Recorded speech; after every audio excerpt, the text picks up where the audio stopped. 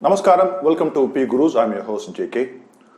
Tonight we have a victorious guest with us. Victorious in the sense is 𝗏 or his student has become the challenger to number one in the sense that he went up to beating Magnus Carlsen in the event, the World Championship, and he was felicitated by Honorable Prime Minister as well as he was well received in Tamil Nadu by Sports Minister of Tamil Nadu, Mr. 𝗤𝘂𝗍𝗍. So we are really happy to have rather coach of Praggnanandhaa, Mr. Ramesh with us. Namaskaram. Namaskaram. How are you, Swami? Yeah, I'm great. In fact, sorry that you were not able to meet up with Sree. I guess you were there and he was here and we couldn't just communicate enough to have you, rather have your interview being done by him. So I guess you have to be just content with me for now. So let's just get into the subject, right? So how do you feel? In fact, because you said you've been coaching Pragg, rather, that's been easier for many people to spell out, rather pronounce his name as Pragg. So 10 years with such a student, it could have been a lot of monotonousness seeping in, chess being a very mental game. How do you kind of manage with all that? Yeah, okay. First of all, thank you very much for the opportunity. I really miss Mr. Sree Iyer. I also happened to come back to India only yesterday. Yeah. So it's fine, we'll meet him sometime soon. Yeah, having said that, as you mentioned, I have been working with Pragg for the last close to 10 years already, since he was probably like 7.5 to 8 years old child. And extremely happy to see him flourish into a young, upcoming, very strong player in the world. And really delighted to see him playing in the World Cup finals against the world number one Magnus Carlsen. And both Magnus and Pragg kind of have a lot of respect for each other as a player and off the board as well.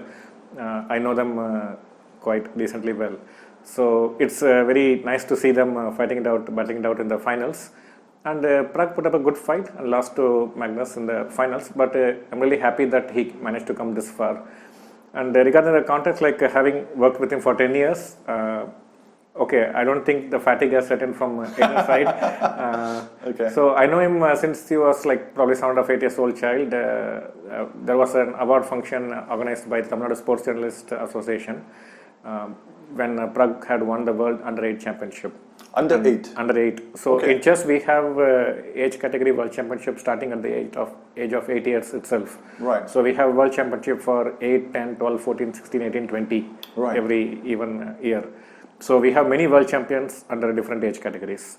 So Pragg became World Under-8 champion back then, and he was being given an award, and I was asked to present the award to Pragg. And that's when I met Pragg and his parents, who approached me to work with him. Okay. And I gladly agreed. Also along with his sister 𝗣𝗚𝘍𝗆, who was much stronger than Pragg at that point.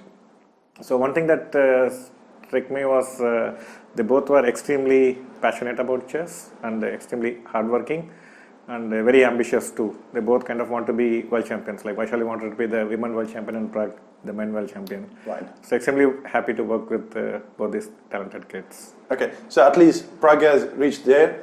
Hopefully 𝗣𝗚𝘍𝗆 will also reach there soon, rather sooner than later anyway. So just coming back to the question, I believe that you stay in an apartment and you turn that into an academy and you're working with the kids, a lot of kids, and it's just a 2 BHK apartment. What do you think, what kind of support you think the government or the country can provide to games like this? Because we know we believe that there's a lot of stepmotherly treatment when it comes to sports other than cricket. I guess football is just pushing it, hockey being the national game doesn't get much recognition, and chess, I guess there's absolute no question. I guess it's an indoor game, nobody watches it, it's boring. That's the kind of feeling that everyone gets. But just breaking those stereotypes and Pragg being celebrated so much today, what do you think the government can do more to support chess?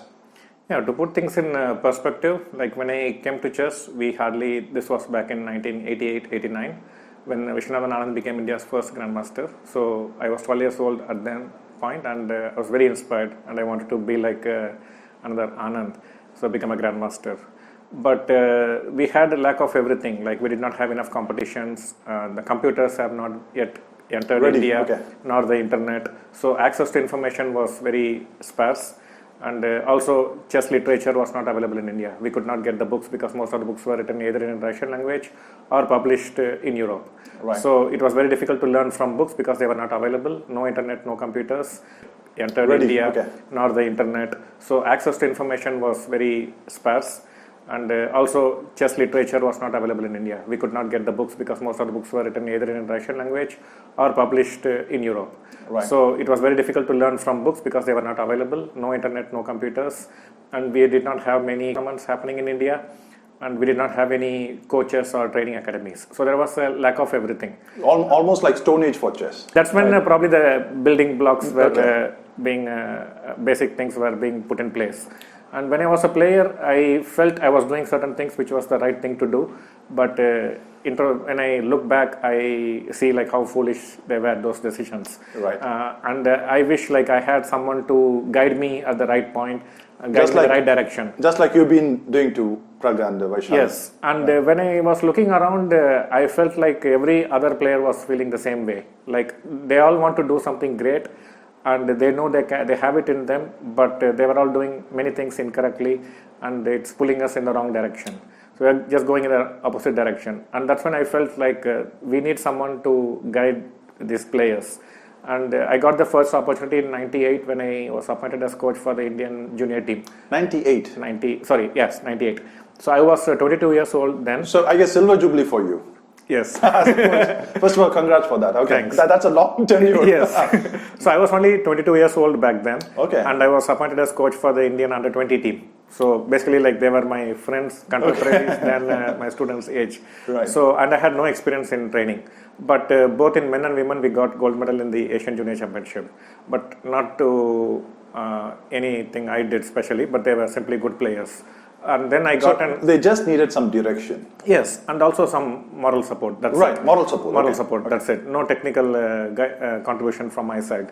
And subsequently, like I was approached by 𝗤𝗖 Ramaswamy, who was a very young, upcoming girl from India. Their parents approached me. She was also part of the Asian junior team to train with her because we did not have the term of a chess coach back then. Right. So it was a totally new experience. So they said like, yes, can you just work with her, prepare with her, guide her kind of thing. So I started doing it, and the following year she became world under 18 champion. So world under 18 champion. Yes, in under 18 she became world number 1. Awesome. So this was the first title at the highest level. Maybe Indians were not aware of all this in terms of somebody becoming world under 18 champion. And this was in 99. 99. Yeah. Okay. So there was not much interest among the general public on chess. Right. So it was slightly. It got some attention at the point. Maybe you have to repeat the name. 𝗤𝗖 Ramaswamy. 𝗤𝗖 Ramaswamy. Okay. Yeah. So subsequently she became my wife. So back then she was my student. Lovely. So she was the reason I became a chess trainer. Okay. And then I was shocked myself. Like, how can an Indian win world championship? Right. And because we did not even dream about this. So we were just training. There are 2 chess coaches at home now. Yes. Okay. And so then I started getting more and more players started approaching me. And I started working with them, and they all made quick progress in very short period of time. Like within few months, they'll become a national champion, or they will win other world titles. And subsequently, like probably like my students have won probably more than 40 medals, gold, silver, bronze in the World Youth Championship, which probably many countries also don't have. And then I became a grandmaster. I was also a player back then, and I was working with Indian Oil Corporation since 1996. Okay. And in 2008. 12 years later, when I was also Commonwealth champion at that time, I decided like I had to take a call. I was 32 years old then. I already had like 10 years experience as a trainer, and I felt I can contribute more as a coach than as a player or as an employee of an organization. Right. So I told my wife I want to quit my job and also retire from playing chess on the same day. Okay. And she was like shocked, but she said like, okay, so please don't worry about the money aspect. Whatever you earn, we will run the family with it, but pursue your passion with as much vigor as you can. So I'm really thankful to her for standing by my side. For becoming wife first and then supporting you. I mean, without her full-hearted support, it was a very risky decision. I guess India should thank her as well then. Very much. I don't know about India, but I'm always thankful to her. Right. Yes. And when we started the Academy Chess Gurukul in Chennai in 2008, so we had one student, and we could not even pay 1 month rent of the flat with that the fee the student was paying. She applied for a 1 year annual membership, and the annual membership not covering enough. Even the rental fee. Okay. So first couple of years it was extremely difficult financially. And then I was training probably like 4 a.m. in the morning. My classes will start because I have some students in the US. So it will go till 9 p.m. So I was practically teaching and having my breakfast, lunch, dinner while having food. Okay. So it was, I was totally missing from the family side of my life. And my wife took care of everything. So it's very grateful to what she has sacrificed. And so all that hard work started paying. Like we started getting lot of medals for the countries, and then the academy grew very well. Now we have like more than 1,000 students abroad who are learning. More than 1,000 students. More than 1,000. Almost all the countries in the world. Now, how do you manage just 24 hours and 1,000 students? No, we have many trainers. We have like more than 40 trainers who are 40 trainers. Yeah, we are employing in Chess Gurukul. In Chess Gurukul. Okay. So everyone is living from their home and they are teaching online. There are some trainers who come to the premises, and we have around 200 students coming to Chess Gurukul premises. So it's a small flat, 2-bedroom flat, and we are still in the same place. We hope the owners don't kick us out. Then we'll be in big trouble. But they have been really supportive for what we are trying to do. And we have not done any publicity so far. Like we don't even have a name board outside our academy. So when people come, they can easily miss the location. It's all spread through word of mouth. In fact, happy that you have more than 1,000 people. I guess mostly Indians. Yes, most of them NRIs, like the parents who have moved to other countries, but the children were born in those countries, and they want to learn from an Indian coach. Right. But again, I believe that of all the sports that we know, chess, you yourself have kind of won almost 120 awards for the country. Is that? Yeah. So probably around. Actually, till one point, I was very excited to keep the exact numbers. Okay. But then few things happened, and then I stopped recordings. So I really don't have an exact number. I have to put some effort. But I believe around 40 medals in the World Youth Championships, and probably 40 to 45 in Asian Championships, and probably around 35 to 40 national titles, and probably 30 Commonwealth medals. Yeah. Now, I personally believe Ramesh, chess coach, has to be celebrated by Bharat. I have no two thoughts in that. Even 25 silver jubilee, and I guess more like a gift for you, more like some kind of more like dedication for you. Praggu would have won the world number 2 as of now for all your efforts for chess. But just coming back to that question again in terms of support, you said I guess hopefully the government should do more, not just for cricket, even whatever the money that cricket can get, can also invest in games like chess. The other question I have in general, right? You've been coaching people, young children from age of 5 or so? Probably like how do you select your student? So in our academy we have many trainers, like children who don't know chess, who want to learn, they come. And then we have some trainers who initiate them into chess. And then when they show potential, the teachers refer them to me. Like this child is very passionate and hardworking. And then I start working more with such children. So there is a short filtering process. Okay, that's a filtering process. Yes. But again, just before, I believe you also spoke to me before that. So you went to Isha Yoga. Yes.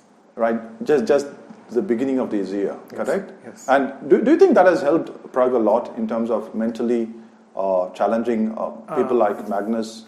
Okay, in terms of Pragg, like he has been creating many world records from a young age itself. For example, at the age of 10, he became world's youngest international master.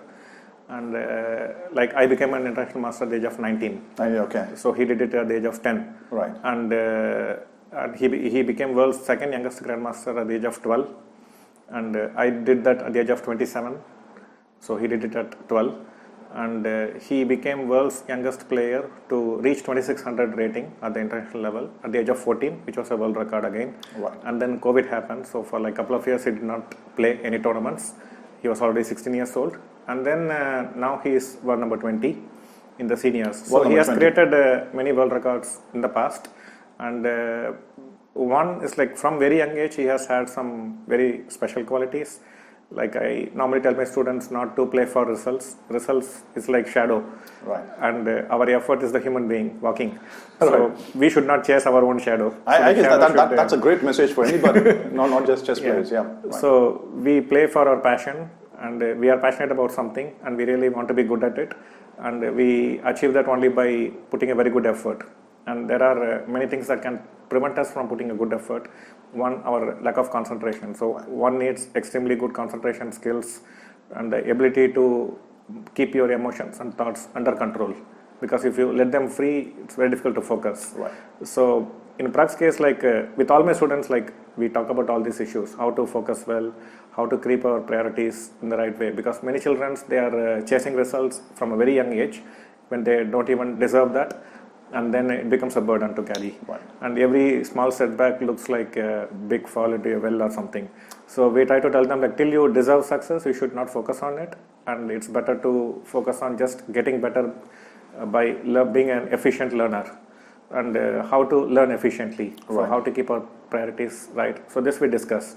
And Prag is a fantastic learner. So he can absorb information, not just absorb intellectually, but also can implement them. So that is his main strength, I would say. And he has a lot of trust in me. So he knows like if I say something, it will be for his good, it will have some value. And he will boldly try them out. Right. So even though he is slightly fears some of the consequences and so on. So he is very good at trying things and learning from his own experience. So yeah, it has been a fantastic journey. And I hope like there are many trainers now in India, and they're all trying to create their own name. Everyone is doing a fantastic job. There are many promising youngsters who are becoming trainers like me, like hitting the early 20s, they are becoming trainers. Right. And they are mushrooming all over the country. So the game is spreading now. So there are more trainers available. So if we can have a support system which can respond to the needs of such trainers, and also players. There are so many children out there who are extremely talented, but they don't have the means to pay for the training or compete in tournaments. So sadly, like if you see in the last, we have 83 grandmasters in India, and to become a grandmaster, you have to compete in 3 different international tournaments, and from each tournament you get a norm, kind of a certificate. Right. So you need to get 3 such certificates from 3 different tournaments. And so 83 means 83 into 3. It's like 249 norms Tournaments. have been made by Indian players. Out of this 249, probably, if I'm not mistaken, more than 200 would have been made outside Bharat.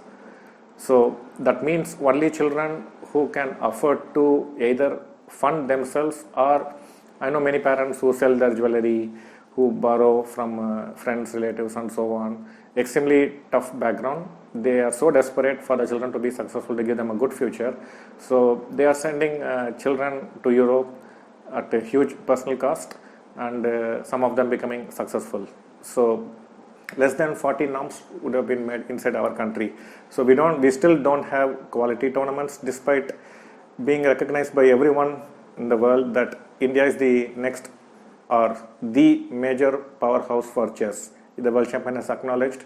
The whole world acknowledges that we are the force to look for. So maybe you have to just say the exact word what the world champion said. He said he wants people like Prag. He wants to be like Prag. Is that? Be like Prag. Yeah. Yeah, so we have a very hardworking young population, extremely ambitious, and who are not willing to take shortcuts, who are willing to sweat it out and reach the top. And we still don't have a support system. We don't have a training system in place where any child, irrespective of whichever village or town or city he or she is from, there is no system which can identify, okay, this is a child who is doing well, so let us give him the training he requires, the support we require. So there is no training system in place. So whoever is able to reach out to the trainers, and the trainers are also extremely busy. Right. So there is no supporting system to connect the trainers and the potential title students together. And this is very easily implementable. So I had given some proposals to the state government a year ago, saying like how we can train like 5,000 kids throughout the year. After the Olympiad? After the Olympiad. Right. Okay. Yeah. So this can be done pan-India scale. A very fantastic training method existing nowhere in the world can be put in place in like 1 or 2 weeks in India and implemented. And also like the players, they need funding to play in Europe. Instead, like there was a tournament in Serbia and around 90 Indians went to Serbia to compete in one tournament. Right. And probably collectively they would have spent 2 to 3 crores. 3 crores for 90 people. 90 people. So they have to book tickets to and fro, visa fee, local travel, food, hotel accommodation, everything we put. The parents would have spent 2 to 3 crores, these 90 people, and there are so many hundreds of parents who are doing this in every tournament. I guess travel agency is a good profession now. Yes, now it's a lot of, there are agencies which say, okay, we will take you to these 2 tournaments. If you pay this much money, we will take care of your children. So there are some things happening as well. My point is like, at a fraction of that cost, we can organize 10 tournaments in India, 10 such tournaments, and these children don't have to travel all the way abroad in an alien environment. So that money can be invested in building organizing tournaments, in giving training, and we can invite foreigners to come to India and learn from us. So we are actually like, for example, after the Chess Olympiad, when our young team performed well and got the bronze medal, I got offer from the World Champions Club of Aspil in Norway. So he said like, despite him being the world champion, there was no ecosystem that was there. Only it's like suddenly out of a blue, a world champion came. So he wanted to create an ecosystem in Norway, in the Nordic countries, like where young children are properly trained. So he wanted me to be the head coach in their club. Head coach in Norway? In Norway. With Magnus Carlsen? Yeah, his club. So I'm there working there for the last 1 year. And we are building an ecosystem in Norway. So not just Norway, many of the European children, they are part of this club. They are learning. In future it's going to be Ramesh students fighting against Ramesh students. I'm also doing the same project in Romania as well. So now many of the European countries are very excited. They understood like in India we are doing something special, and they want to learn like how we learn chess. So there is widely accepted like we have an Indian school of chess, and they want to learn from Indian school of chess. So, but it's really sad that we don't have a school of chess. It's like every individual on their own doing something. Yeah, in fact, when I hear you're talking like, people flying out of India to play almost 3 crores for tournaments. It's very similar to medical college, right? Only rich can afford kind of. It's something like many of the Indians, they want to go to Australia, the US or Harvard. They don't want to study everywhere except in India. Right. Colleges. In fact, one final question, right? In terms of, you said almost only we have kind of hit only the 10% of our potential, and we can do much more. I guess already we have a world champion, close to the world championship. Maybe he should be winning it shortly. But why you said 10%? Or how do you think the 90% can be tapped? No, just having a system in place. That's it. Like someone should build the cat. Right now, it's like no one knows there is a cat available. Cat is there and there is a bill. Everybody is happy. No, everyone thinks like it is because of the system all these talents are coming out. These are the exceptions who have sacrificed a lot, who have paid a heavy personal cost. The champions are made individually. Yes, if you ask any of these champions, like, what institutional support, they would say like 0. So no, because none exist. I remember reading about Koneru Hampi. Every time when I see the sports page in the No, if you remove Koneru Hampi's family minus Koneru, she will be 0. Absolutely. And it's the case with, you can just replace Koneru Hampi with any name. It's like it is their parents, local trainers, some people who are helping them financially, some good hearts. So it is, if you remove all this, like we absolutely have no system. In fact, we take this time to thank Ramco, right? Ramco system? Yes, Ramco Group, Mr. Venkatraman Raja. So when he was the president of Indian Chess Federation, when Praggnanandhaa became world's youngest international master age of 10. And I knew like Prag's family did not have the means to take not just one child but 2 to travel abroad. And Prag's father himself is physically having some challenges and he needs someone to take care of him. But the children's mother has to choose either to accompany the children to when they are traveling abroad or to stay with the husband and take care of him. And she was really struggling to make both ends meet in terms of financially and also emotionally. Right. So they have paid a huge price, and they're just reaping the benefit now. yeah, reaping the benefit. But they're just one example. Like One there example. are many, so many like them who have not had the kind of support. So when I approached Mr. Praggnanandhaa, like, can you support Pragg, because they really deserve it, Pragg and 𝗣𝗚𝘀𝗍. He immediately said yes, and since then, last 8 to 10 years. So I guess at the end, everything he's stops at you. I guess you are actually connecting the sponsor with the. No, I see like myself as a needle or a knife in a surgery. Surgery is being performed by God Almighty. Right. We are just a tool in the process. We need more such tools. Thank you very much, Ramesh. I guess nice listening to, I guess, everything, the kind of anecdotes that you were talking about in terms of how Pragg has gone through his family, his mother, a great sacrifice. I guess that's what makes Bharat so strong. So now, at least, I guess we're gonna, hopefully, I guess we can tap all the 90% that is left and keep winning more and more. Thank you very much. Thank you. Thank